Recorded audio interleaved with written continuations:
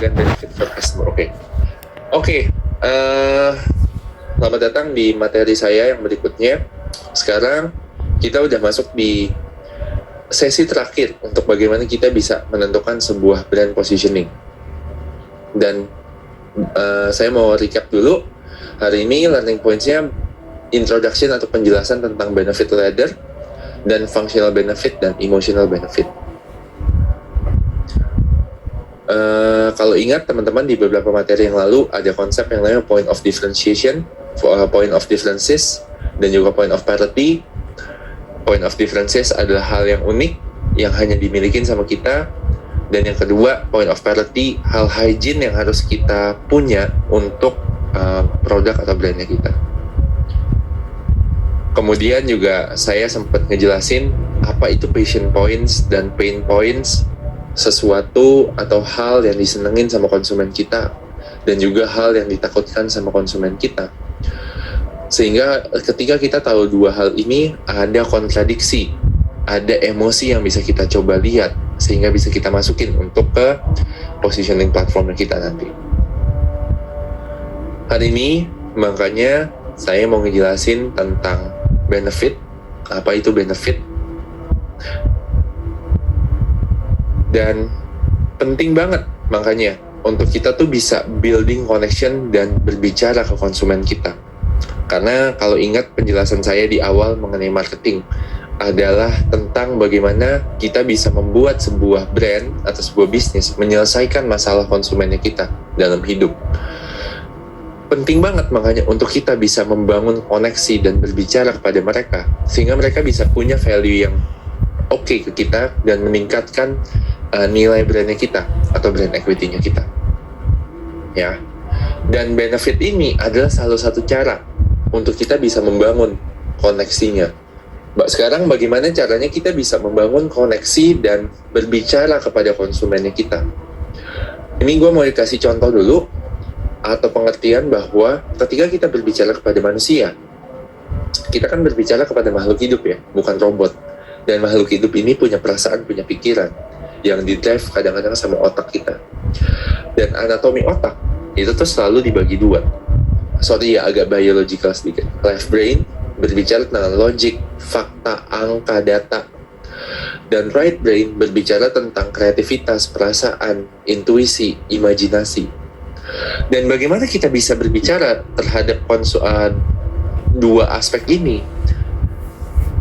melalui support points kita ataupun produk yang kita jual. Nah, itu pertanyaannya yang harus kita jawab ketika kita bangun sebuah brand positioning. Dan ingat gak, kemarin saya sempat state fakta bahwa ketika kita punya emotions di dalam apapun yang kita bangun, 8 kali lebih kuat, 8 kali lebih efektif ketika orang tuh buat ingat sama brand kita. Makanya saya ngeliat bahwa penting banget nih kita bisa appeal ke otak kiri dan otak kanan kita. Otak kiri kita coba appeal melalui functional benefit, otak kanan melalui emotional benefit. Apa itu functional dan emotional benefit? Functional benefit itu tuh sesuatu yang bisa kita rasain. Produknya, produk ini membantu gua lebih produktif. Emotional benefit, produk ini membantu gue lebih happy. Nah, ketika kita punya proof point atau support point berdasarkan POD dan POP yang tadi aku coba ingetin lagi, itu kita baru appeal ke left brain-nya. Tapi kita juga sekarang nih mesti appeal ke right brain atau ke otak kanan. Makanya pertanyaannya, what's in it for me? Secara fungsional, secara produk, dan secara emosional. Itu yang perlu kita jawab, bagaimana kita bisa appeal nih, menarik otak kiri dan otak kanan. Makanya saya mau introduce satu platform atau satu tools lagi yang namanya brand benefit ladder. Gitu. Apa itu brand benefit ladder? Simple. Kita coba untuk kita tuh narik apa sih kebutuhannya dari konsumen kita, dan bagaimana kita bisa punya POD dan POP sehingga menghasilkan functional dan emotional benefit. Balik lagi, makanya saya ngejelasin tentang produknya dulu, POD dan POP, kemudian kita jelasin pain points dan passion points-nya. Karena dari situ baru kita bisa tarik nih, emotional dan functional benefits-nya itu apa. Urutannya mesti dari target dan insight dulu, audiensnya, baru features-nya, POD dan POP-nya, baru functional dan emotional benefits-nya. Saya kasih contoh. Misalnya nih, kayak contohnya dalam kasus Airbnb. Kebutuhannya adalah dia pengen kayak jalan-jalan mendapatkan pengalaman seperti orang lokal. Karena atraksi turis selalu ramai dan repot. Lalu, balik lagi ke POD-nya apa? Ya POD-nya kan kalau Airbnb kan menghubungkan pemilik ruangan kosong di rumah dengan pencari kamar hotel dengan budget terbatas. Sehingga apa? Functional benefits-nya yang bisa dipegang, penginapan dengan harga terjangkau dan berkualitas seperti hotel. Makanya kalau misalnya buka platform Airbnb ya lihat aja, penginapannya bagus, diurus dengan baik, dan lain sebagainya. Tapi emotional benefits-nya, karena dia bisa tinggal di kamar orang lokal, ya ujung-ujungnya ya dia bisa ngobrol, dia bisa punya teman baru, yang ya ujung-ujungnya jalan-jalan seperti orang lokal meskipun cuma semalam. Lihat deh, bagaimana kita bisa menarik benefitnya dari kebutuhan konsumen, dijawab dengan USP, dengan POD dan POP-nya, baru kita bisa punya benefits-nya. Atau Panadol, obat sakit kepala, bahwa nyeri tak tertahankan membuatku tak bisa menjalankan aktivitas dengan baik. Produk features-nya apa? Paracetamol 500 gram yang meredakan nyeri secara cepat dan mudah didapat. Functional benefit-nya, nyeri semua jenis nyeri kepala, nyeri badan, hilang secara cepat dan tidak mengganggu aktivitas. Dan emotional benefits-nya itu kebebasan beraktivitas kapanpun, dimanapun dengan mudah. Jadinya dia punya freedom. Freedom itu kan emosi kan, emotional. Makanya balik lagi, ladder ini membantu kita tuh buat memetakan bagaimana kita bisa menarik sebuah USP dan menjadi apa sih untungnya buat konsumennya. Contoh lagi, Biskuat, target insight. Waktu itu saya ingat sempat kerjaan Biskuat. Mau lihat anak tumbuh dengan sempurna, tapi takut anaknya sakit dan terluka. Formula baru, kandungan susu 3 kali lebih banyak. Waktu itu adalah campaign yang coba kita bahas. Functional benefit-nya punya energi lebih untuk melakukan aktivitas sehari-hari. Dan emotional benefits-nya, ibu lebih percaya diri untuk membiarkan anaknya mencoba hal baru. Kepercayaan diri. Jadi, teman-teman ingat, kenapa balik lagi saya selalu bilang jangan pernah di skip prosesnya, jangan pernah dilengkap, karena kalau enggak kita nggak akan bisa nih buat ngisi emotional benefits-nya ini ya. Mungkin saya mau coba balik lagi gitu kan ke slide yang di sini. Penting banget, makanya saya selalu ulang-ulang poin yang paling penting, karena benefit ini adalah kunci dari sebuah brand positioning. Makanya penting banget buat kita tahu consumer kita needs-nya apa, audience kita emosinya seperti apa, insight-nya apa, yang bisa dijawab dengan POD dan POP-nya sehingga menghasilkan benefit. Ya, jangan dibalik, prosesnya tetap dijalankan secara berurutan sehingga kita bisa mengisi positioning platformnya dengan baik. Nah, makanya saya kasih contoh nih sekarang, ketika kita udah punya positioning platform yang baik. Contohnya kalau dari brand Apple, tuh targetnya highly connected fast-paced people who are frustrated by the annoying complexity of technology. Kita target untuk orang-orang yang passion points-nya suka terhadap teknologi, tapi pain points-nya adalah dia pusing sama kesulitan-kesulitannya. Lihat, kebutuhannya jelas, pain points-nya dapat, passion points-nya dapat. Apple is the consumer electronic brands. Balik lagi, tergantung bisnisnya, karena Apple gak mau dilihat sebagai brand handphone, tapi sebagai gadget. That simplifies technology to help you feel smarter, so you can do more with every device. Functional dan emotional benefit. Feel smarter, ngerasa lebih pintar, is a functional benefit. You can do more with every device, itu emotional benefit. Simplifies technology, feel smarter, itu functional benefit. You can do more with every device, itu emotional benefit.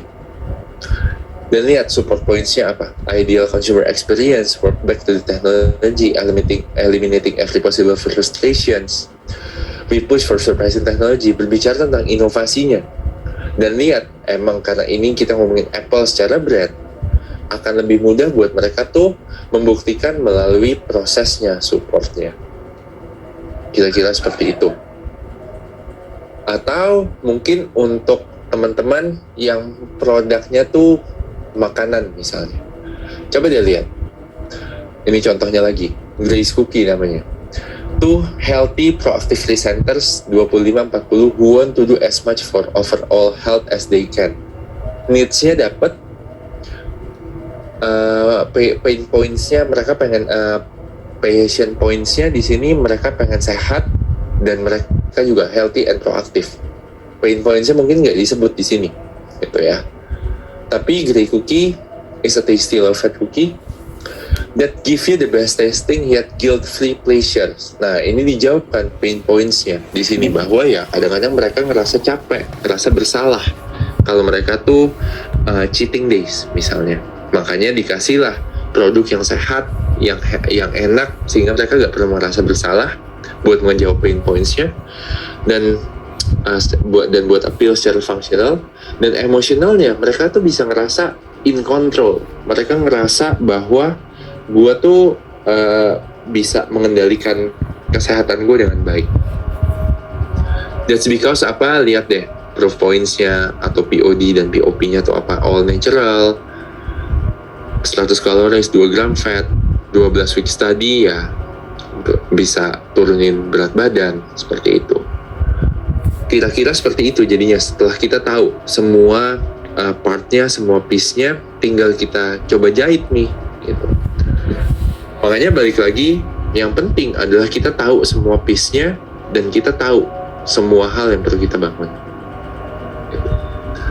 Dan final tips untuk membangun brand positioning, gue juga udah berkali-kali ngulang platformnya.